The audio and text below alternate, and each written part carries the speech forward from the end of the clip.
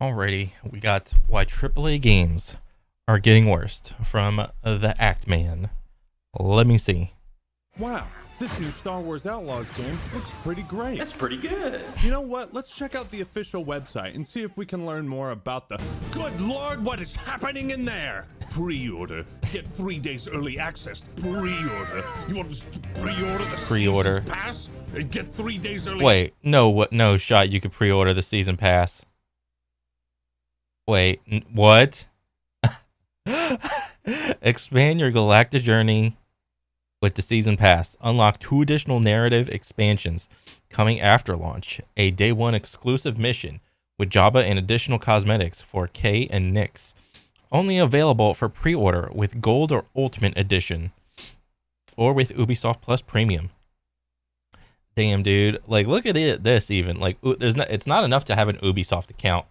You have to have the Ubisoft Plus and Ubisoft Plus Premium. Like, I'm waiting for the day where, you know, some of these like live stream services or whatever, like Paramount or what else, like Netflix. Like, when's Netflix gonna come out with like a Netflix Plus or Netflix Max or whatever? Or it used to be HBO Max, but now it's just Max.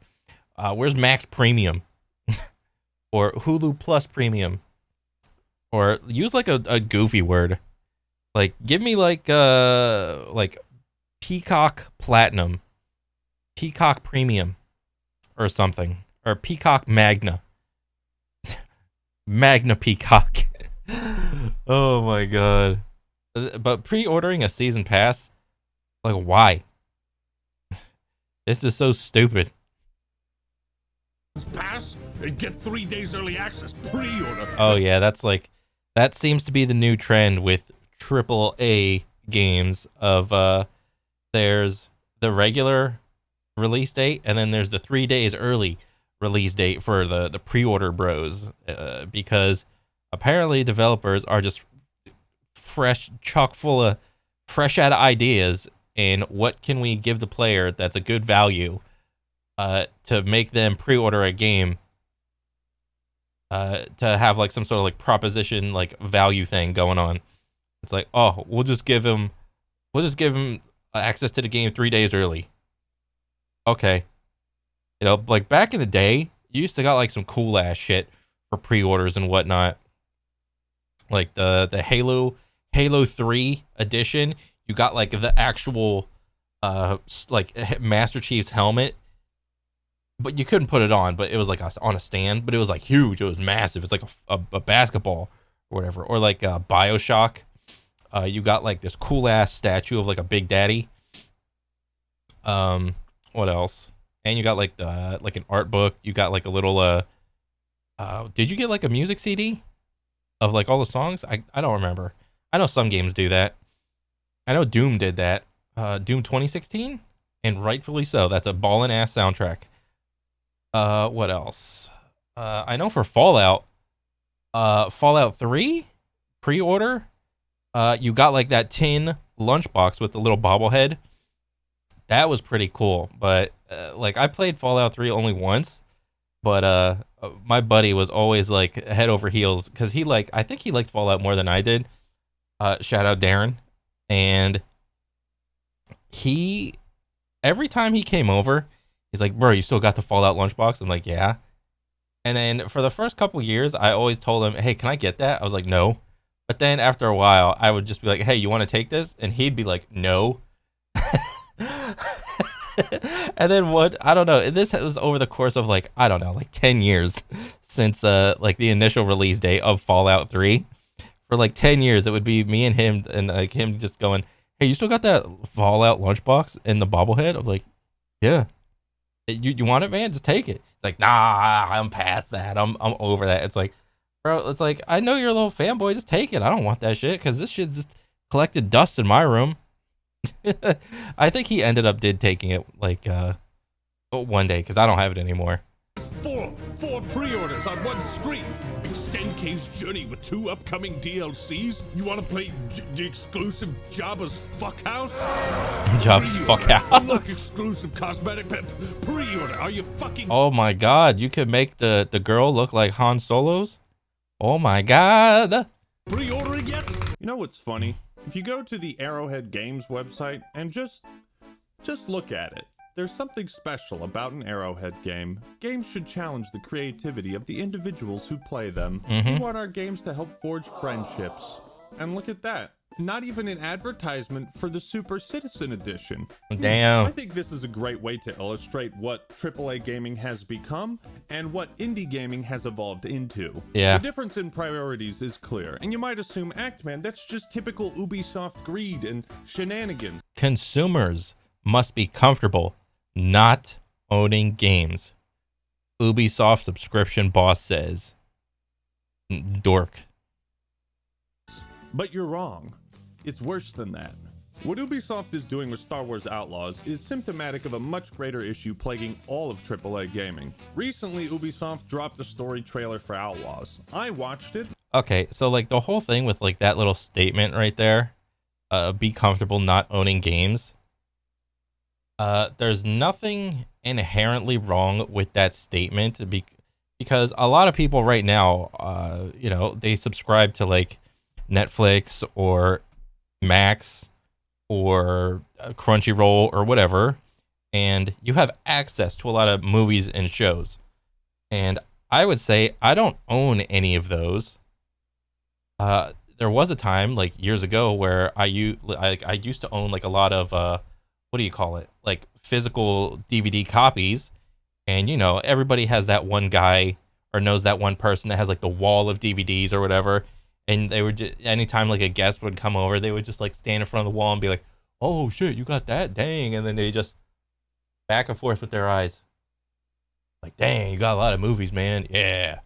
It's a bitch to fucking dust and keep like tidy. And eventually, if the wall gets big enough, it's like a big black fucking wall, and it's annoying to store, and it makes any room that it's in seem smaller than it actually is, and it's like ridiculous, and it's always staring at you. And it just takes up needless space that you don't really need.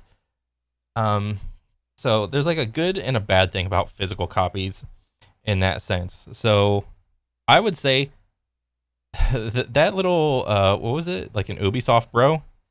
It didn't sound good coming out of the Ubisoft bro.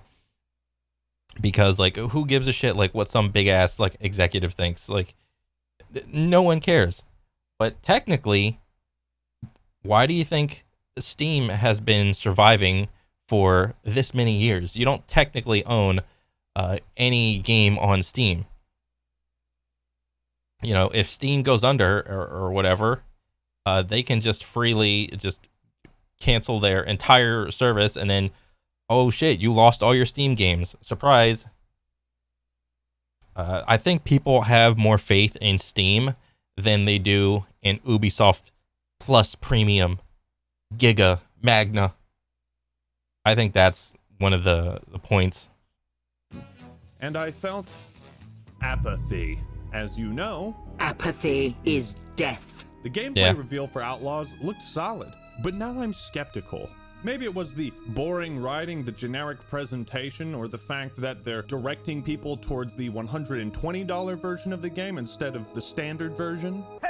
Oh yeah, this is like, I saw like, what's the cap on that game? Like, was it 120 or 130 or something ridiculously high just for like a game, for an edition of a game? It's so stupid. Like, what? I could get a whole nother game for that. I could get a whole nother AAA game for that.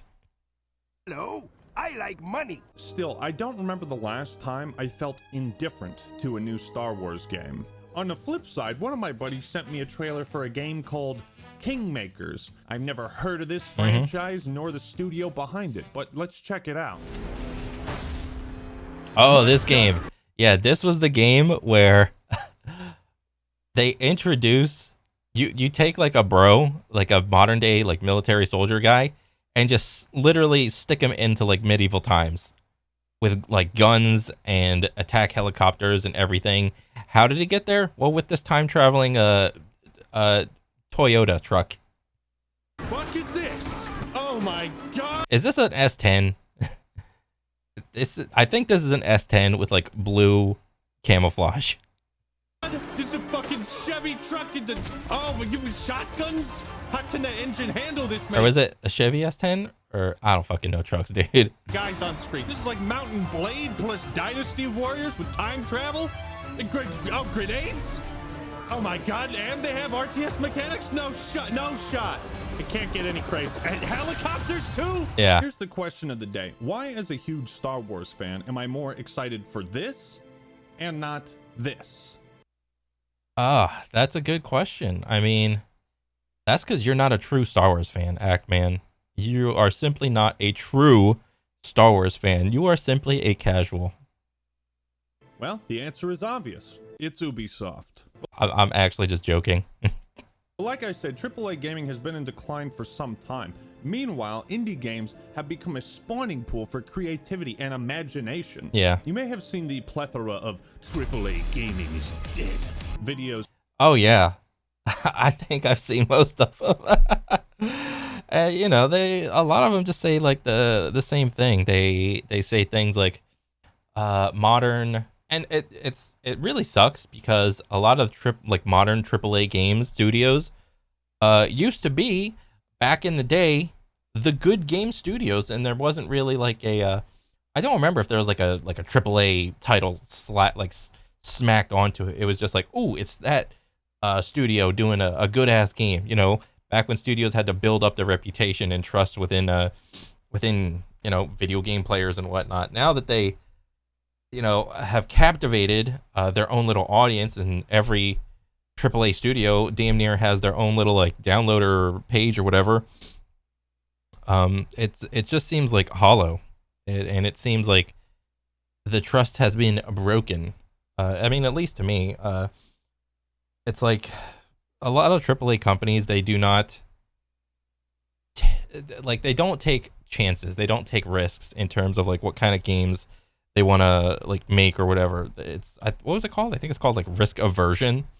Like, why chance making a new IP when you can just co-opt like an IP brand that everybody is familiar with and just make a new game, even a new genre, and just slap on Star Wars on it. I mean, that's like one thing. Spring up on YouTube. Well, AAA gaming didn't just die. It was murdered. Oh shit. If you got that reference, welcome back to 2017 YouTube. Clearly, I'm not the only one who has felt disillusioned and apathetic towards recent AAA titles. But a lot of people focus on how AAA games have gotten worse. They highlight the obvious: excessive monetization, oh yeah, unfinished products being released. I can't masturbate to this character. And while these are all issues worth pointing out, we need to understand why these things are happening. The bigger picture. You see, the reality is AAA games have become far too safe, formulaic, predictable, and just unexciting. Yeah. Perhaps it's because you're an old jaded nerd, Act-Man. No, that couldn't possibly be it. Of the Simpsons meme. Is it me? What was it? Is it me who's out of touch? And the kids are like doing the hip cool thing. It's like, no, it couldn't possibly be it.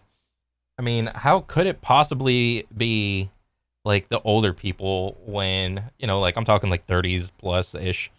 How could it possibly be us when we grew up damn near in like N64 era and like SNES, PlayStation 1, Xbox? We've seen the entire evolution of just, you know, the hobby of video games. How could it be us that is out of touch?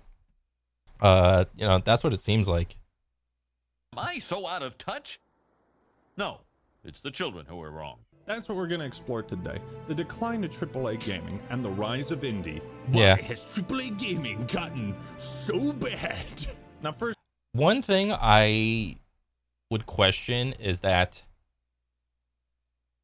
when the indie games, if everyone is going to be like, if everyone starts to like shun AAA bullshit, and then everyone starts getting into like, ooh, indie games and whatnot,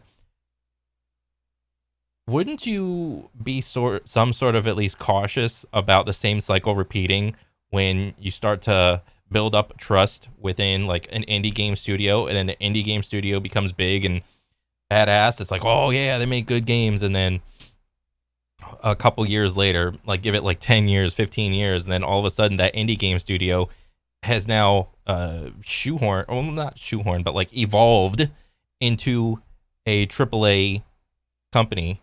Wouldn't it stand to reason that that cycle just repeats itself? And I mean, yeah. I mean, I don't think like modern day AAA studios, they were not always like the big bad boogeyman that they are today. This evolution happened over like many years. First off, what the fuck does AAA actually mean? The Advanced Aardvark Association? Because I'd love to join that club. No, instead you should join my public Discord server, the Act Clan. Links in the pinned comment and in the little card up here. Nice. The acronym originally referred to large budget, high profile games developed by reputable studios released by major publishers. You know, Halo, Call of Duty, Warcraft, The Witcher, 50 Cent Bulletproof, Corey in the House. Games that would shake the very foundation of the world. AAA games typically have large teams, expensive marketing campaigns, and copious amounts of funding. The term was taken from the credit industry and applied to gaming once the severely obese corporate fat cats realized video games weren't a joke of a business and could actually make more money than Hollywood. Dang. For business Yeah, I mean, a lot of AAA games have seemingly around, you know, depending on the game, around the same budget as like movies, like big box office movies, you know, $100 million to $300, $400 million is the budget for a game or a potential live service, you know, game that's going to be, you know, projected to last like a couple years at least. moguls, AAA meant this is the safest investment you can make to get a return. That's not the case anymore.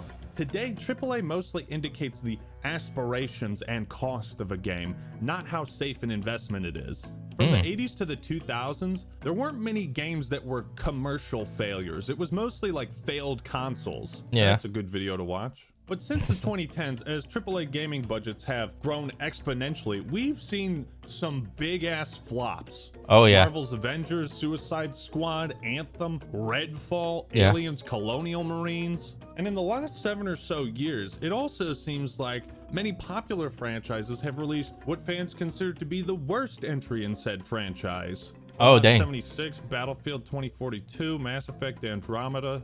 Maybe this is all just a coincidence. But as one trained in the Force, you know that true coincidences are rare. So Oh, what shit. gives? Why have things changed? Well, one of the driving factors behind the decline of AAA games is they've gotten too big. The pants do not fit anymore. For reference, vanilla World of Warcraft was made by a team of about 40 people. Dang, Held really? average That's pretty crazy. 40 people made OG like Nilla WoW. That's pretty cool. And they did it all with the concept of the aerial taxi. That was the main selling factor. And hell yeah, brother. That shit was badass. But I mean, the whole like companies are too big to fail, too big to succeed, really. There's things like crunch time in like AAA businesses and probably like all levels of like video game development. There's this like thing called like crunch time where it's like the final year or the last 6 months is like the time to be like is when they really start to like I'm talking like the top downs, like they start to like crack the whip on like the developers, like, okay, you need to finish this, the game's shipping on this like absolute date where we can't have a delay. But, you know, look at Cyberpunk. There was like umpteen million delays and the game still came out bad. So it's like, yeah, there's that. Like the crunch time, that does suck. But I would say most gamers don't care about crunch time, you know, in terms of like what developers have to do to get a game out. Just make the, like, if you got to, honestly, if it were up to me, if a game is like in a minimum viable product range, I would say fuck it, just delay it. I don't give a shit. I'll play something else until the game is like fully fleshed out to be a feature complete game. You know, but you know, I don't think I'm like the target audience anymore. I think video games are still, for the most part, targeted towards like younger audiences, and it's like it's not like I think the older gamers can wait patiently for a game to come out, and like they're okay with like delays, but it's like that sporadic like younger gamer where like if a game gets delayed, they think it's like the end of the world or some shit like that. I mean, I could be wrong though, but I mean, this is like, 2 cents. 2 was made by a team of 100. Over 9,000 people contributed to Diablo 4.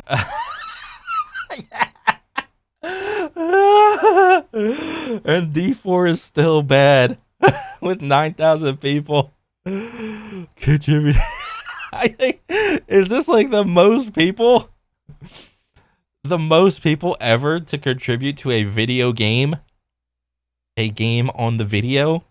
This is like, that has to be a world record. Includes over 2,000 people working on the game's sound design. What, 9,000? Starfield, 7 years in development, $200 million budget, 1,700 planets to explore. Todd, And not a single fucking thing that you want to explore on any of them. I think maybe we could tone that number of planets down to like 30 or maybe 10? Yeah. 10 really good planets? Yeah, that would have been way better if it was like just single double digits. Or like single digit planets. Just make some good ass shit. Gamers desire 1,700 planets. AAA games have exploded in size, scope, and cost to an unprecedented level. On one hand, a larger team has the potential to create something truly incredible, revolutionary, to realize their greatest ambitions. But this relies on having a cohesive vision amongst many people and the budget and resources to make it happen. Oh, However, shit. the more ambitious a project, the more money invested into I still think the concept of Anthem was really good. It was just poorly executed. it, the riskier it becomes. Immortals of Avium, a game you probably never heard of, was the debut I saw like a couple of game trailers on this, and I saw some people playing the game, and it seemed like there was too much just core things that were just wrong with it in terms of like aiming or whatever. Like there's too much visual clutter. The fucking reticle just like does whatever the fuck it wants sometimes whenever you're shooting your little magic doodads, and it's like, Jesus, that sounds miserable. title for Ascendant Studios. And for some inexplicable reason, the game was given a budget of 125 million smackaroos, making it one of the most expensive video games ever made. Damn. 125 million. Yeah. What the fuck? Immortals sold poorly, and Ascendant, after releasing their first title, had to lay off almost half of their staff. 6 Jesus. months later, the remaining employees were furloughed, a fancy word for maybe you have a job, IDK, and the company's future is uncertain. Sometimes memes can spit truth. Wait, what is this? I want shorter games with worse graphics, made by people who are paid more to work less, and I'm not kidding. Okay, I want shorter games with worse graphics, made by people who are paid more to work less. Yeah, that's kind of a meme.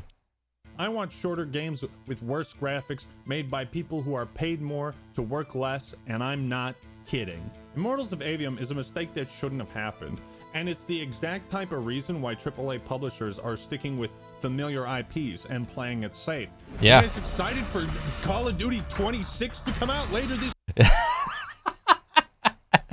Yeah, I mean, fucking the AAA companies don't want to risk making a new IP because that is just like too daunting of a task. Apparently, nobody knows how to tell a story. Nobody knows how to create any sort of like character development or anything. I mean, shit, the whole fucking hero's journey thing is apparently too simplistic or complicated for game developers to fucking do. year. The bigger they are, the harder they fall. But why was Immortals, this random game, bloated with such a ridiculous budget and high expectations? Well, COVID-19 changed a lot of things. Yeah. People bought a shitload of video games during that time, and some upper management folk adjusted their business. They saw this as an opportunity to invest. So they expanded operations, hired more employees, but of course, the video game sales caused by the pandemic didn't last. And we're now seeing the fallout of that overexpansion. Right. Fallout New Vegas. This is 10,000 layoffs in 2023 and 8,000 more on the way. Over 30 studios were shut down. Several games canceled. I don't know any of these studios, dude. Like, I do know Weta. I've heard of Weta. Like, this is like really blurry. Dang, don't know. C2, don't know. Killu, don't know. I don't. Well, you know, this is like Ubisoft, like right here. Pixel Puss. Other than that, I don't really know any of these. Hacks Jacks. The hubris from corporate overlords has uprooted this industry in such terrible ways. Overloading teams with talented employees and a shit zillion dollars isn't some magical recipe for success. In fact, it puts the studio in a much more dire, stressful position, because if the game doesn't sell well, they're fucked. Yeah. Blockbuster game development costs are out of control. According to a study by the CMA, a single AAA game could have development costs between $90 to $180 million plus 50. What was Destiny? It was either Destiny 1 or 2. That game, like the budget, wasn't it like $500 million or some shit? To $150 million for marketing. That Suicide Squad game that 200 people are playing? Oh, bro. Well, bro. 50 million for marketing. That Suicide Squad game. Bro, you'd have to understand that this number is, you know, it used to be like down there. So it was, oh, look at right here. They gained 39 players that one day. Or no, they lost 39 players. Down from like 500. They lost some. Dang it. But yeah, like the 24-hour peak. I mean, dude, this is actually good. This is up from like 40 last time I checked on the game. It's like that little Joker season update, season 1 update. This is like, what is this in terms of percentages? This is like 400% gain. This is like up stonks. This is up arrows, money, green dollar signs right here. 200 people are playing? Probably had an inflated budget. This is clearly unsustainable. It's like every major AAA game is some massive live or die gamble. Naturally, companies want to mitigate and avoid all the risk they can.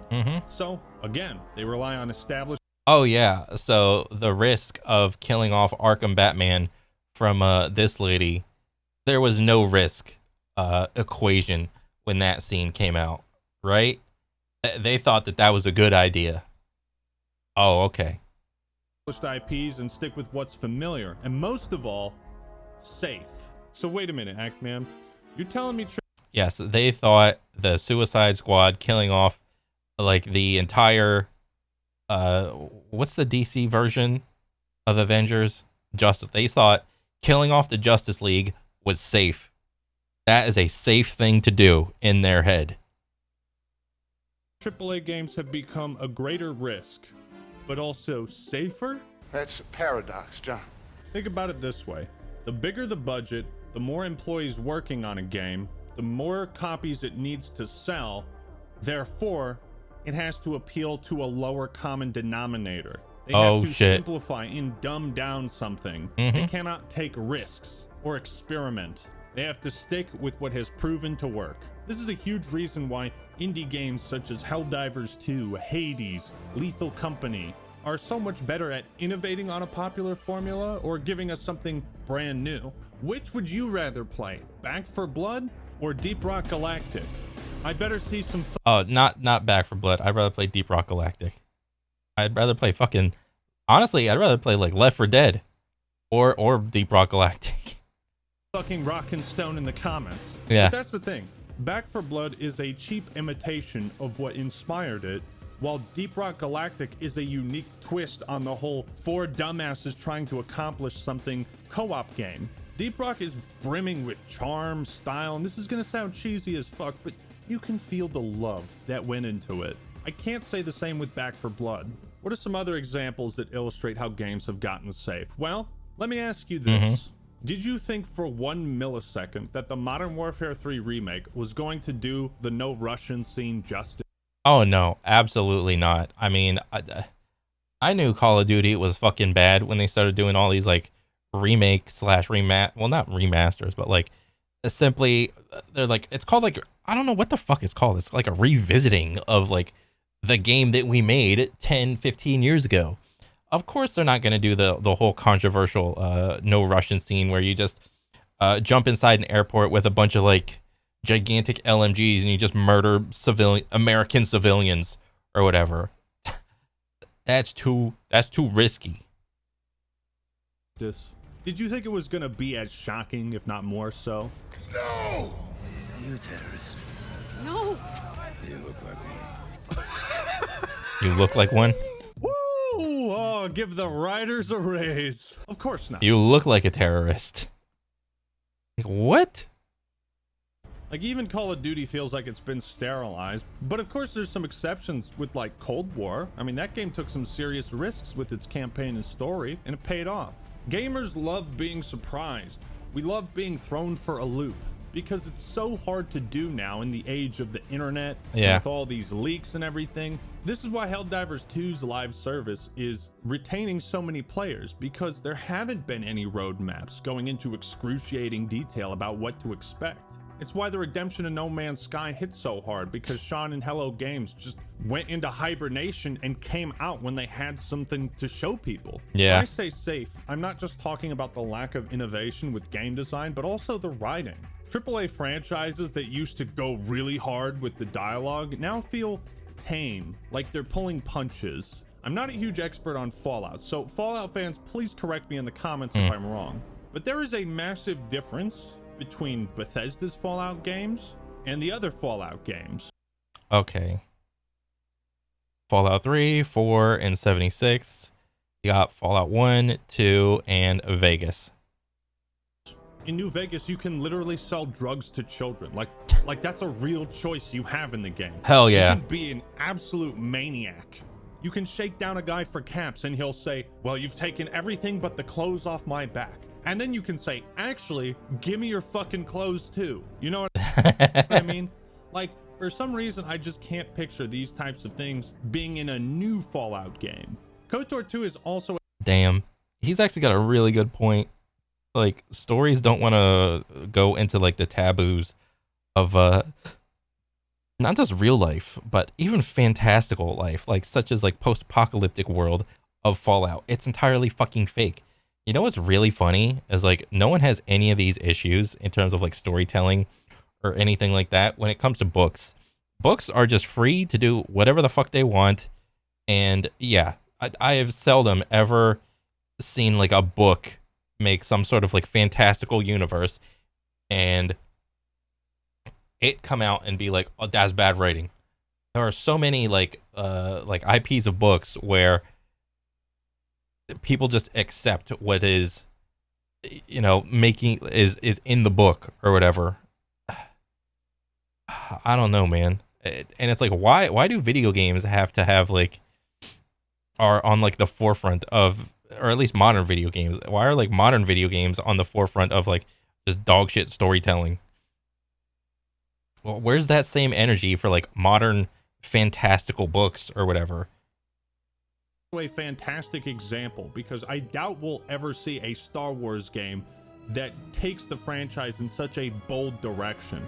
KOTOR 2 is a Star Wars game where the main villain wants to kill the Force, destroy the Force, like remove it from the universe, destroy the concept of Sith and Jedi completely. There's no way in Nar Shaddaa we'd ever witness a Star Wars game that delves into that sort of thing. Yeah. According to Obsidian, Chris Avalon, one of the main writers for New Vegas and KOTOR 2, Obsidian made multiple proposals to develop spin-offs for Fallout and the Elder Scrolls, all of which were turned down by Bethesda. And while we can only imagine the reason why, perhaps it was too risky in their eyes. Wow. Here's another example. Halo Wars. So what? We could have had, like, a Bethesda version of KOTOR? I think that would have been freaking cool, man. Just imagine, like, the level up system, with like guns and lightsabers and combat. Dang, that would have been fucking cool. Wars 2. Console RTS, pretty niche, but its expansion, Awakening the Nightmare, was the first time in a decade we saw the Flood in a Halo game. Why haven't the Flood appeared in the main series? Don't want to risk lowering the sales with an M rating, right? M-rated games don't sell too great, do they? Oh yeah. Like, I didn't even know that was a thing. The Flood was too mature of an alien race or whatever. What is it about the Flood that like just does that effect to the game? Is it because they're like zombie aliens and that it's like they got these like little bugs that just like latch on to people's faces and then people start convulsing as they like get taken over and turned into like these alien zombies? Like, that concept is too like hardcore for like modern audiences? Like, what the fuck is that shit? I've never actually thought about that. Speaking of Rockstar, God, this industry pisses me off sometimes. LA Noire 2, where is it? Bully 2?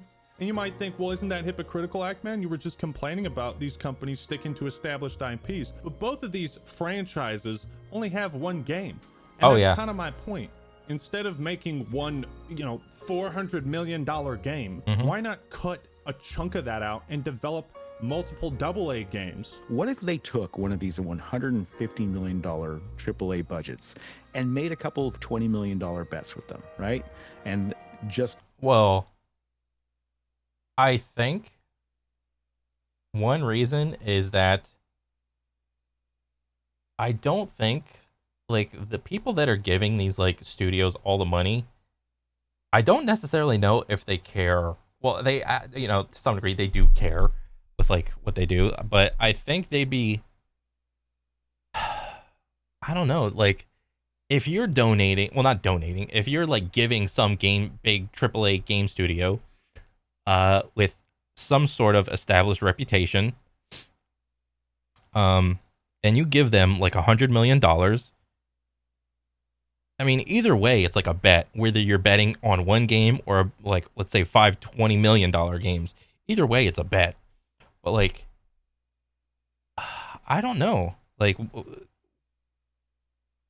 because there has to be like some sort of like corporate pressure like on the studio to like make a banger or whatnot. And I understand that like the concept of like, what is it called? Like in stocks, like diversify your portfolio or whatever. That's like a thing.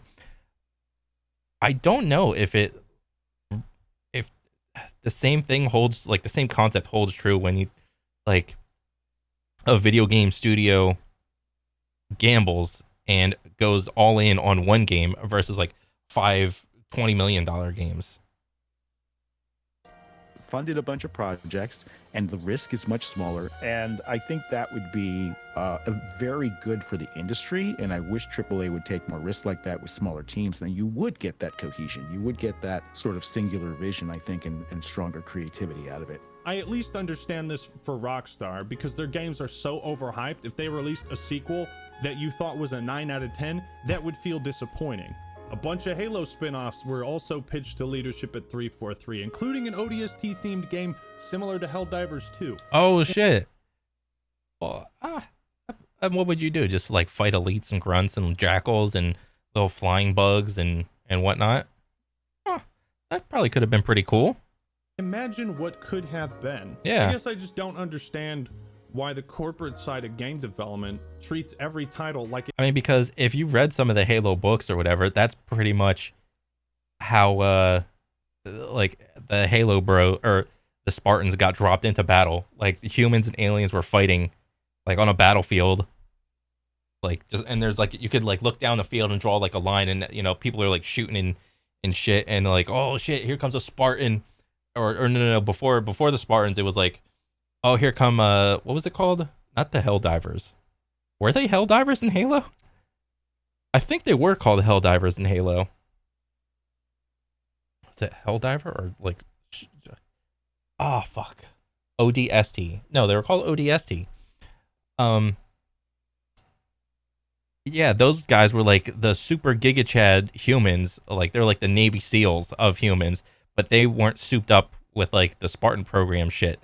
It was the Spartans were like these like superhero type humans that could like go toe to toe with elites.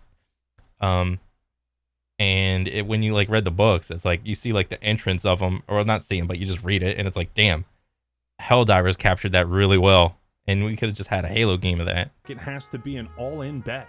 Do you see what I'm getting at? So many of our favorite franchises that we grew to love because of how bold they were are now playing it safe. And that's why indie and AA gaming is thriving right now, because they can take risks. Yeah. They're not obsessing over how many people are going to buy the game. The developers of Palworld were like, well, hope this doesn't make us go bankrupt. Yeah, Pokemon with guns. That's literally Palworld. Studios are operating at the level that AAA used to. And when you don't Kingmaker. Medieval times with guns. have to make hundreds of millions of dollars to keep your company afloat and not fire your entire studio, Yeah. you can take risks.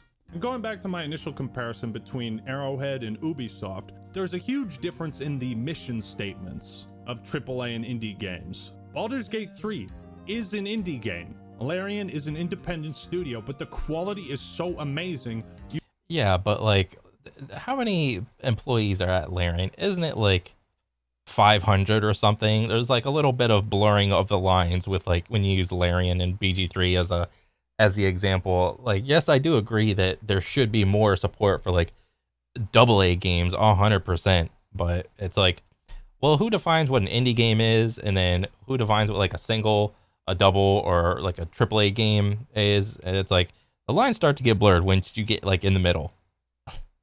You'd assume it's AAA, right? There's this Oh, trend yeah. of indie developers reassuring customers that they're not going to nickel and dime us. No, there are no in-game purchases in our game. We believe in providing a complete and immersive gaming experience without the need for additional purchases. Vermintide 2 is one of the only games to do loot boxes right because they didn't sell them. At the height of the loot box Oh, dang. craze, no less. Helldivers 2 doesn't let you pay for tiers in the freedom passes. Indie developers can afford to be more player friendly because they don't have these investors hanging over their heads. Yeah. These massive budgets. You might think all these egregious microtransactions is just pure corporate greed, and there's a good chance some of it is, but it's also a safeguard, like a necessity.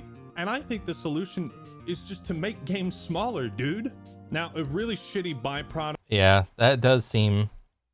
I mean, because like, what's been the trend in games? At least single player. A lot of single player games have like this big, wide open, some sort of world, or you're bouncing from planet to planet. You have this big scope of games, but the depth of each little area or whatever is like so fucking thin. It's like you don't even want to do anything in a lot of these games. I mean, but when you talk about like live service, multiplayer or FPS games, it's like there's a fucking hair in my mouth. I just can't fathom where all the money is going in a lot of these like live service FPS multiplayer games. It's like every FPS game that's like live service, within each community, all the people that play the games every day can like break down why this is bad, that's bad, and so on and so forth. None of them have like a good anti-cheat. None of them, if the game goes down, the store is always up so you can buy shit. Every game, live service game, has like some $500 like giga skin that you can buy, and it's like, if you want like a normal skin, it'll be like $50, or if you don't want to enjoy the games where you can just buy the item directly, you have to go and gamble on loot boxes, and it's like, oh shit, there's a whole damn economy dedicated to loot boxes. Product of this risk-averse mentality is that a lot of these publishers are looking for a quick buck. They want to make easy money. So what do? Bingo! Flood the market with shitty remasters. Yeah. Boy, there's been an abundance of these lately. The Last of Us 1 on PC, GTA Trilogy. Oh shit. Here we go again. Hell, even Dark Souls Remastered sucked major ass. Really? Don't even get me started on the fucking Battlefront collection. Did you Oh, know that at one geez. point Yeah. Warcraft 3 Reforged had like 3 people No. working on it. Like, one guy was supposed to remake all of the cutscenes. And this is so perplexing. These studios dump 10 figures into a new game, but can't even hire 10 people to make a decent remaster. It's like there's no middle ground. It's either no budget or dump Or all the budget. the bank account. Meanwhile, Lethal Company, made by one guy. Now, because studios are investing so much, they tend to interfere with the creative process to insane degrees. They see trends that Oh, that's fucking stupid. But, I mean, is it even worth a conversation of whether or not investors should have a say in the creative process, or is that just like a pointless conversation? I mean, if I'm giving some dude like a couple $1 million, like, should I have a say in the creative process, or should I not, and just like believe in what he's doing? I mean, I don't know what like the right answer is. I think it's a good question though. are making money elsewhere, and they think, well, let's just throw that into our game. I'm funding this. What I say goes. Redfall lost 70% of its arcane staff during development, struggled the whole way. Development of Redfall began in 2018 as parent ZeniMax was quietly looking to sell itself and was encouraging its studios to create games as a service projects like Overwatch. Microtransactions were intensely encouraged. However, the problems in trying to develop Redfall surfaced early. Firstly, management kept offering conflicting visions of what the game would and should be, resulting in developer confusion about what they were creating. How to reconcile single-player and multiplayer within an Arcane game was never really resolved either. Secondly, Arcane employed fewer than 100 people, which had been enough to make a single-player game, but was not a healthy number for developing a large multiplayer game with microtransactions to manage. Outsourcing work to other studios was reportedly not enough to alleviate the strain. Dang. As a result of plummeting morale and lack of direction, veteran employees left the company in droves, with about 70% of the staff ultimately leaving Arcane. Redfall is not the only story of its kind. You can look at most AAA flops or AAA games that severely disappointed, and you'll find something similar. Management interfered. Management wanted this. I imagine they feel they have to micromanage these things, again because of the investment. Sometimes with AAA games, it feels like there's too many cooks in the kitchen, and Gordon Ramsay is pissed. What are you? An idiot sandwich. An idiot sandwich.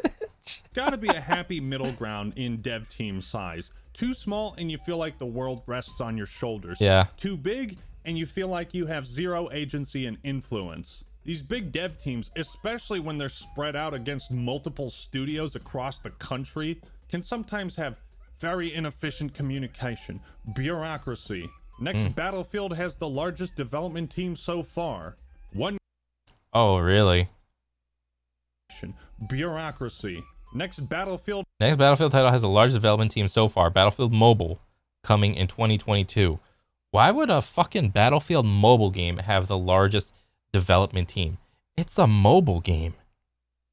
Like, what? What world are we living in?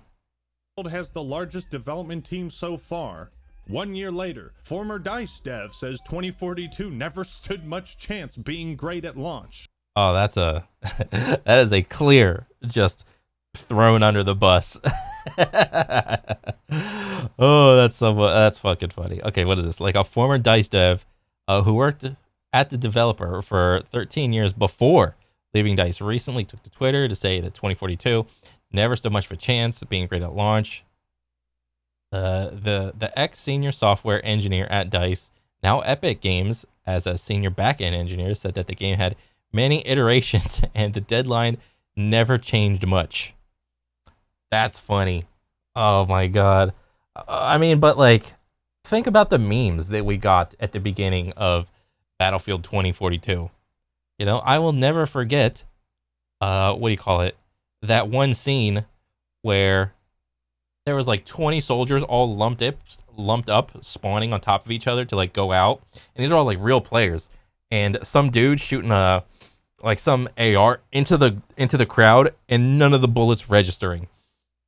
No hit markers, no blood splatters, no nothing. And then there's that other image of a bunch of people fighting on top of like a skyscraper, and then on the sides of the building were crawling up the little hover tanks just going straight up. And then on top, once you got on top of the building, players were summoning more like little hover tanks to like just fly off and shit. You know, the memes were fantastic. There wasn't a scoreboard even when the game first came out. Like, geez. There's a video by Timothy Kane, the creator of the original Fallout, about game development caution.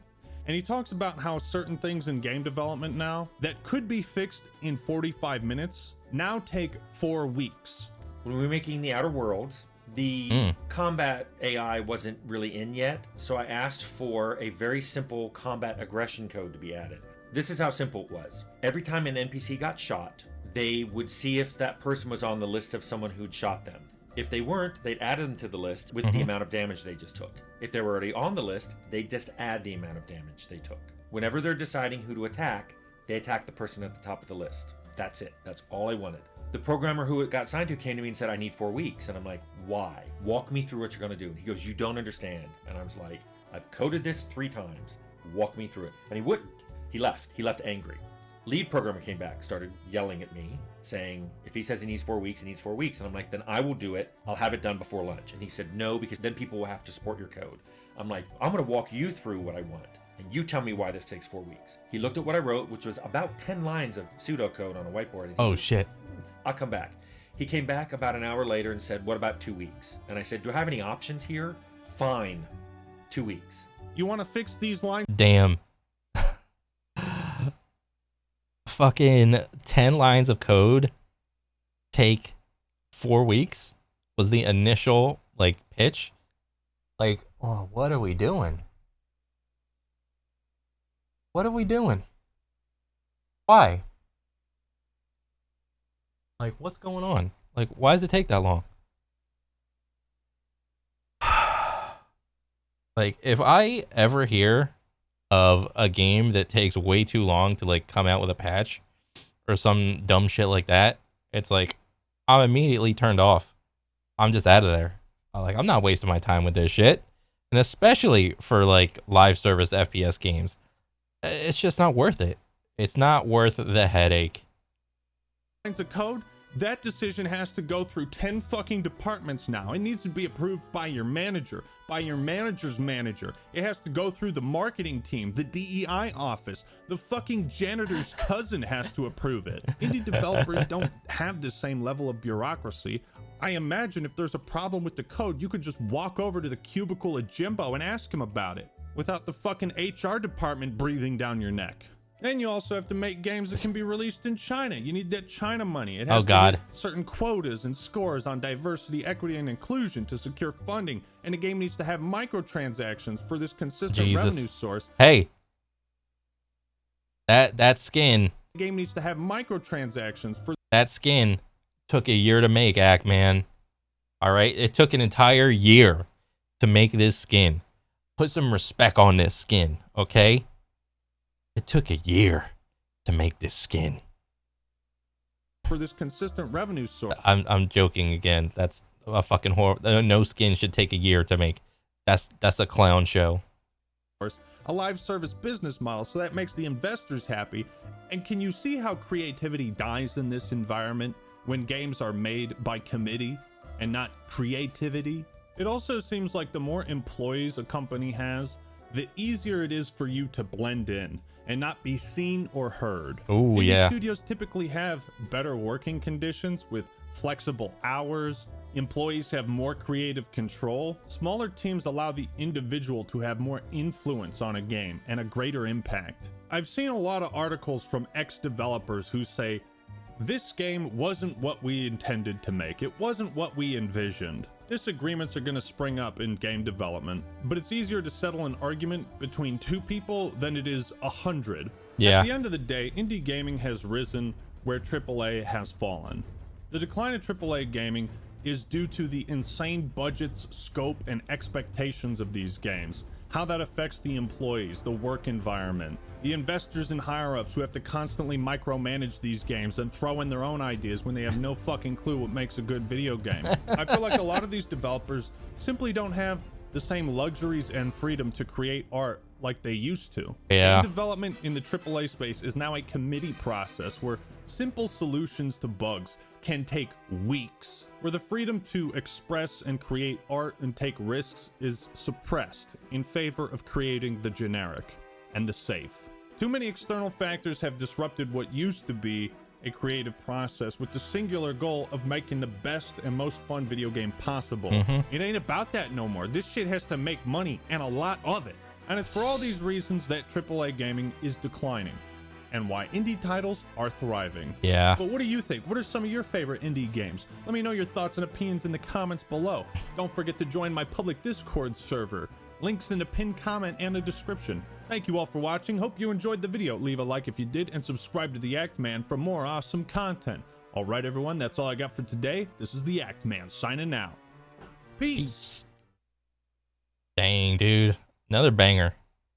Yeah, I mean, just if you want to enjoy games, your best bet would be not to, like, you can still keep AAA like developers in your field of vision, but I wouldn't depend on them if you like exclusively only play like AAA games. I mean it's your money, you can do with it whatever you want, but like if you keep buying the games, if you keep pre-ordering the games, if you keep buying the most expensive edition of the game, I mean that's just what you're gonna get.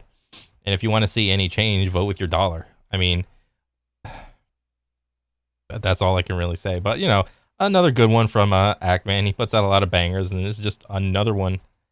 But yeah, good stuff, and I can't wait to see more. I'll catch you guys on the next one. All right, later.